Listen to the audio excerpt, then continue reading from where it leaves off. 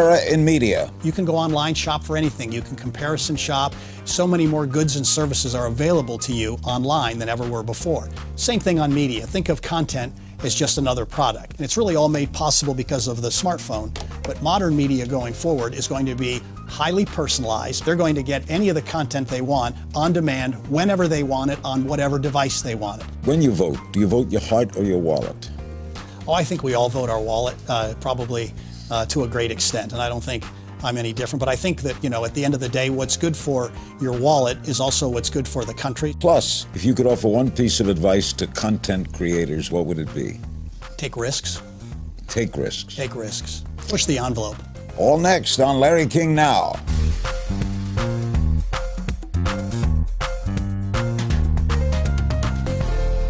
Welcome to Larry King Now. Our special guest is Lew Dickey, entrepreneur, media executive, and the co-founder of Cumulus Media, which Lew helped build into the second largest radio broadcasting company in America. He's been named Executive of the Year by Radio Inc. and Broadcasting, CEO of the Year by Institutional Investor magazine. He's also, and full disclosure here, the brother of our CEO, John Dickey. And John reminds me he's the older brother. Lew's book is The New Modern Media, Remaking Media for a Mobile Culture. And boy, is this one needed. I'll personalize, Lew. I started in radio in 1957. Then it was radio. Then it was satellite radio. Then it was television and cable television. And then around the world, cable, and then now the internet. Where's this all going? You call it the new modern media. I called it the new modern media because we have, as you just outlined, legacy media and then new media, which was digital when it first came on. And I believe that the two ecosystems, because they really do operate independently today, one has been disrupting the other. And I believe that over time, really over the next decade, those two ecosystems are going to come together and create simply one. And in essence be legacy content with digital distribution. And so those two will merge and become one. And how does this affect Joe Smith in Pittsburgh watching?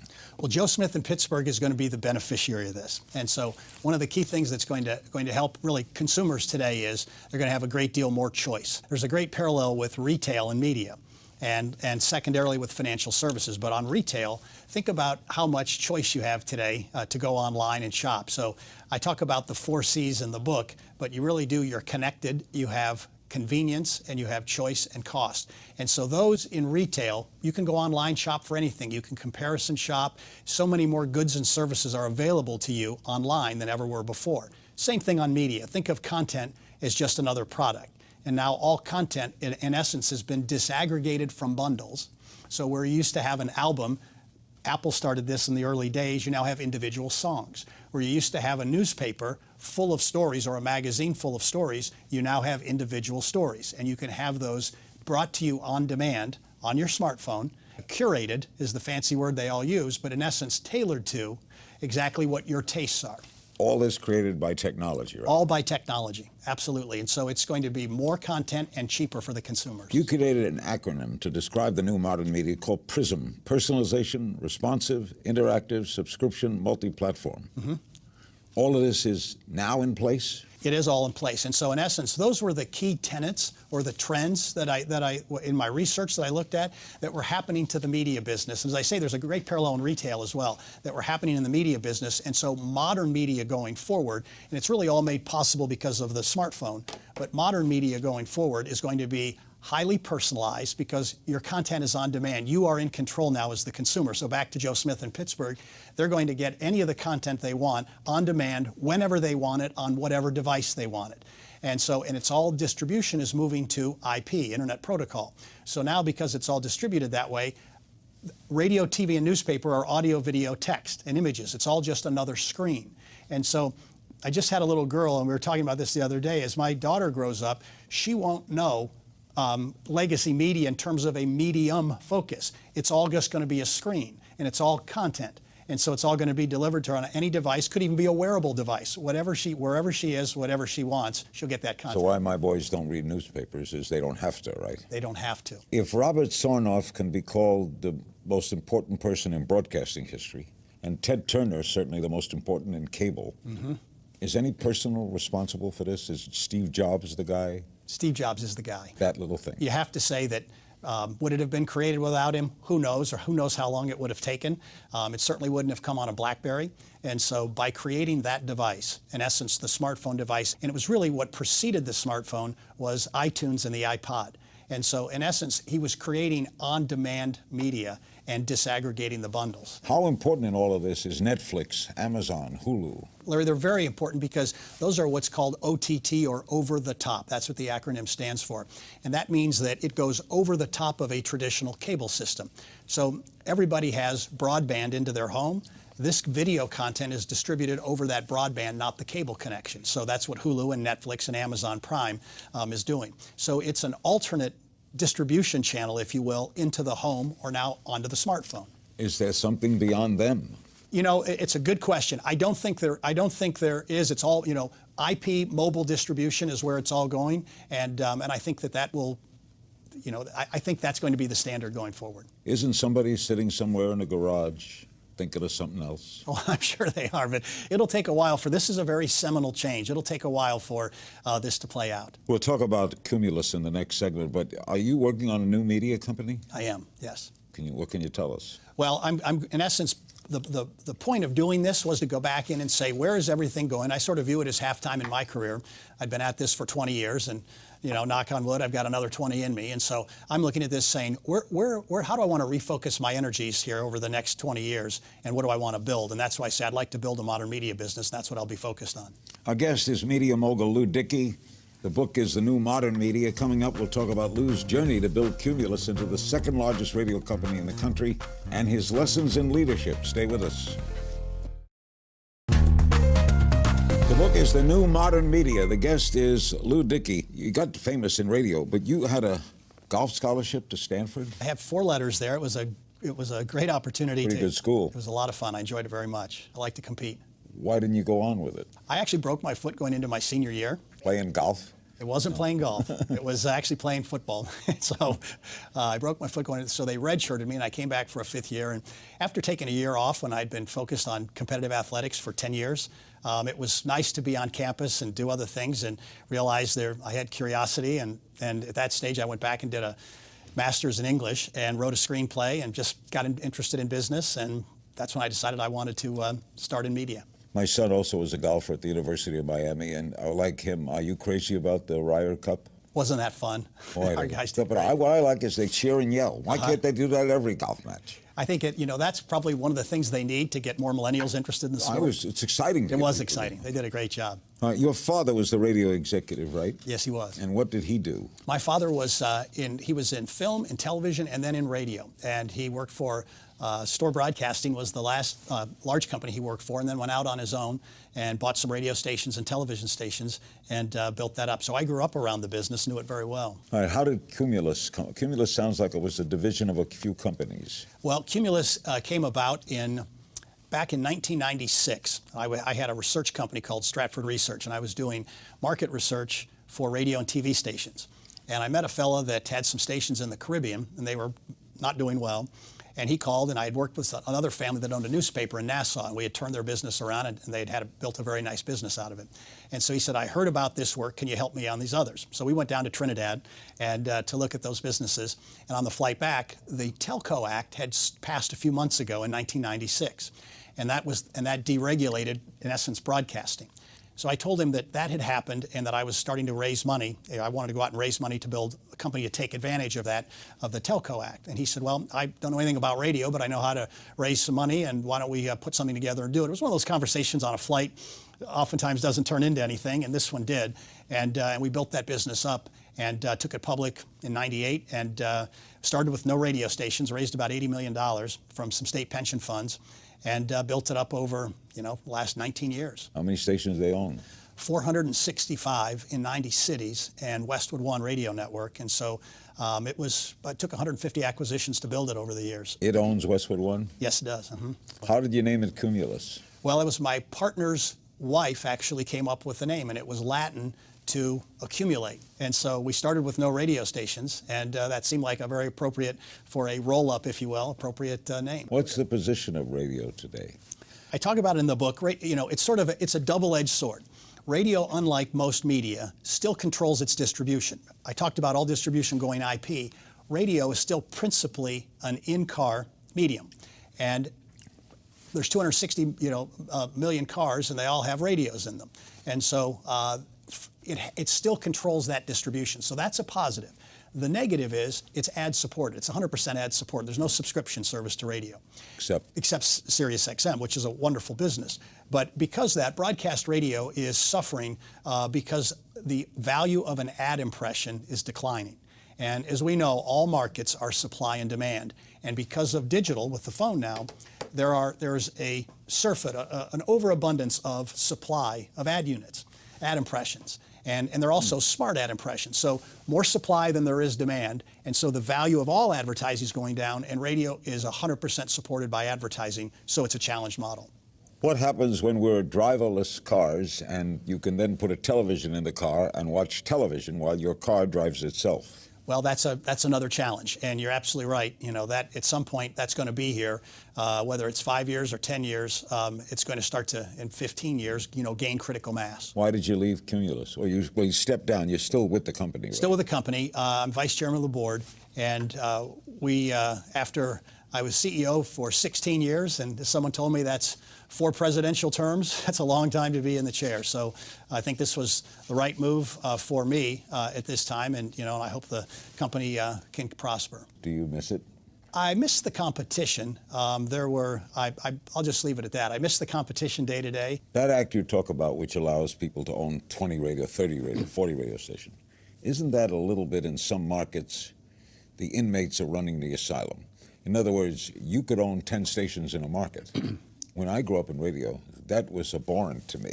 Ironically, it actually needs to consolidate more, because as ad share shift continues to go digital, and Google and Facebook now take 85% of every digital ad dollar, and if you think about it, advertising in the US is about $190 billion. It's growing at roughly what the economy grows at, because that's consumer spend. So call it $3 or $4 billion a year. The pie is expanding. Digital is expanding 10, 11, 12 billion dollars a year.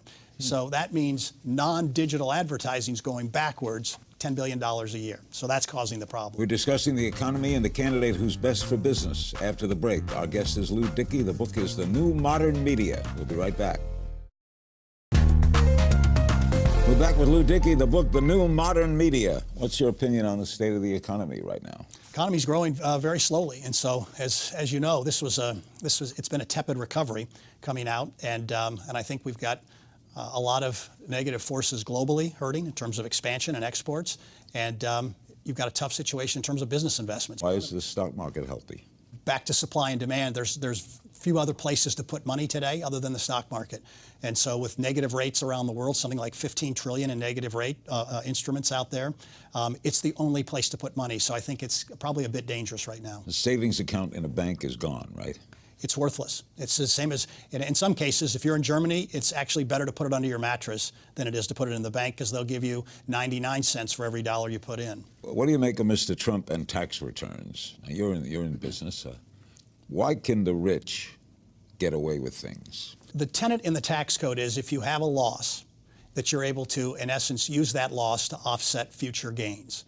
And so that's been around for a long time. And apparently that's what he did with this announcement, and they had a large loss. Now, whether that loss was a true operating loss or it had some manufactured elements to it, I haven't studied it. I don't know if they can. But I think the fundamental tenet of if you have a loss, should you be able to recapture that down the road? I think that's fair. Did he overdo it? I don't know. I haven't studied it. Well, it does look funny to people, though, right? Oh, sure. Well, paying taxes on. They've demagogued it, and so it's everything's fair game. So what do no CEO is endorsing him in the top 100 big companies? Mm-hmm. What is business's fear?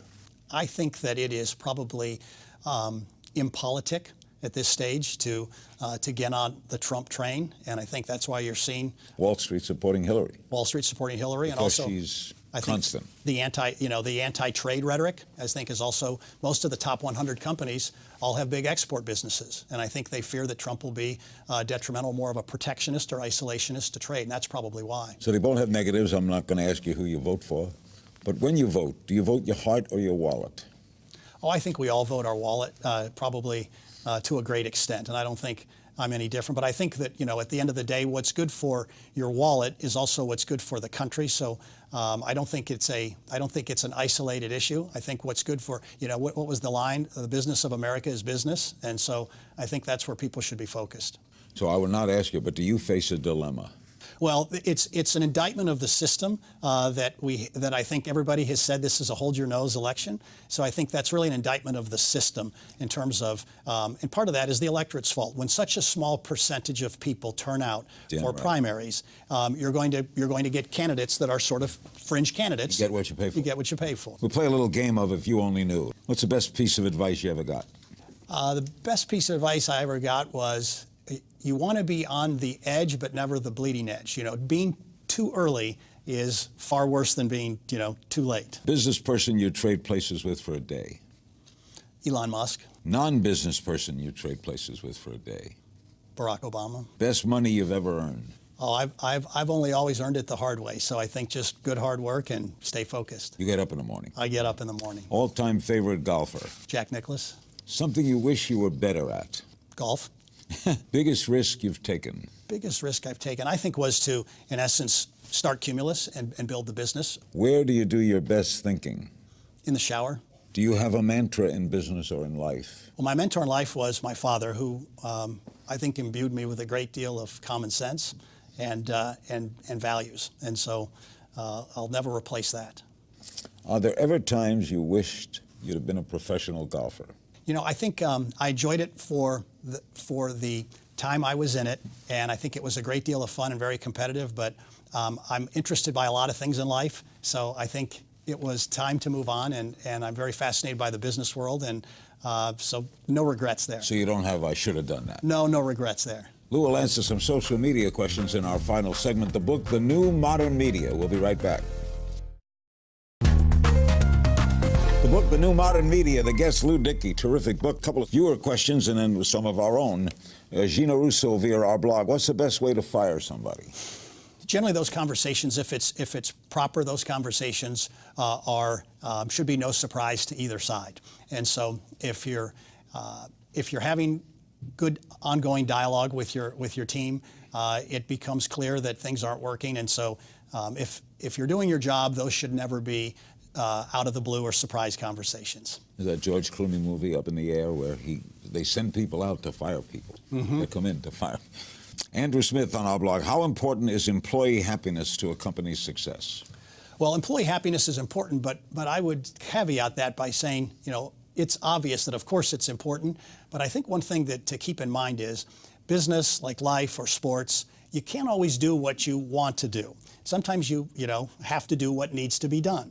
And all too often, culture can be confused for appeasement and creating an environment where people can, in essence, design their own jobs. But the demands of the organization in order to remain competitive, particularly organizations that are under stress, like media companies today with declining ad rates, fixed inventory, stress on their model, there's things that have to be done, and employees, and that's an element of leadership, which is to say, you may not like to do this, but this is part of what has to happen. You have to eat your vegetables along with dessert, or we're not going to be here. Cheryl Gagnon wants to know where you buy your suits. My suits are Xenia. And Producer Recon wants to know if you're hiring. We will be, yes. What is the best advice for startups? I think with a startup, and I've started a number of companies in my career and been very fortunate, you've got to have a clear idea of what you want to do, and you need to have an immense amount of focus and drive. And my father told me this when I was first getting started, because I've never had a job, if you will. I've always started all the businesses that I've worked at. And he said, you'll find if you're going to be in business for yourself, you're always going to work a lot harder for yourself than you would for anybody else. So don't think this is an easy way. In fact, you're actually going to make it much more difficult on yourself. And I think you have to go into it with that mindset. Is it hard to transition startup to full-blown? Well, it is. I mean, we obviously did that at Cumulus, started with nothing, with no radio stations and a couple people, and built it into something with 6,500 employees. So the organization changes in complexity, and it also changes in terms of day-to-day responsibilities. And when you see companies that are very large that can't be as nimble anymore, it's really true, because it starts to have, I try to manage in a very apolitical way, but nevertheless, when you have a large organization, things start to become politicized, and it makes for challenges that, sometimes I frankly don't have any use for, but nevertheless, they're there, and you have to deal with them. I remember at CNN, it's true, when Ted Turner had it, it was more fun than when Time Warner had it, and then the merger, and then bureaucracy seeps in, doesn't it? Too big, but it had to grow, he said. Mm-hmm. He didn't have an alternative but to sell. He built an amazing company. What do all successful people have in common? Competitiveness and focus. If you could offer one piece of advice to content creators, what would it be? Take risks. Take risks. Take risks. Push the envelope. Tell us something embarrassing about John Dickey, our leader here at Aura. What can you tell us about him, other than the fact that he's younger? John's really 5'4". He has big lifts in his shoes. He puts lifts in his shoes? Yes, he does. I knew a guy who put little Altoid boxes in his shoes and made noise when he walked. You're a great guest, Lew. Thank you. Thank you. Thanks to my guest, Lew Dickey. The book is The New Modern Media, Remaking Media for a Mobile Culture. It's available now, and as always, you can find me on Twitter at King's Things. See you next time.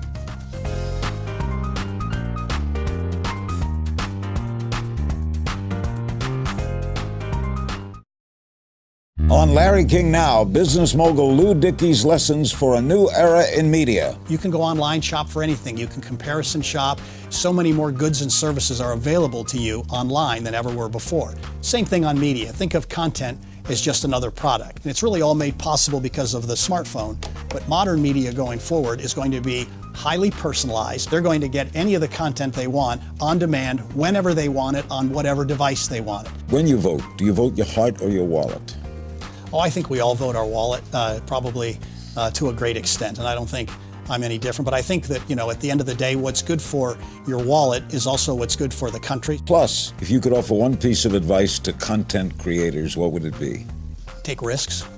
Take risks. Take risks. Push the envelope. All next on Larry King Now.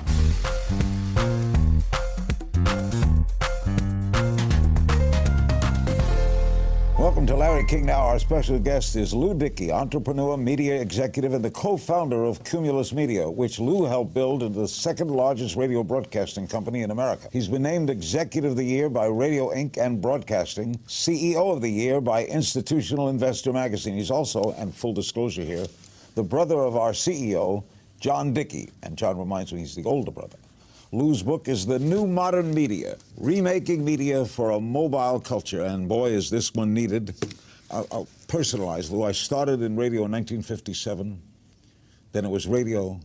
Then it was satellite radio. Then it was television and cable television. And then around the world, cable, and then now the internet. Where's this all going? You call it the new modern media. I called it the new modern media because we have, as you just outlined, legacy media and then new media, which was digital when it first came on. And I believe that the two ecosystems, because they really do operate independently today, one has been disrupting the other.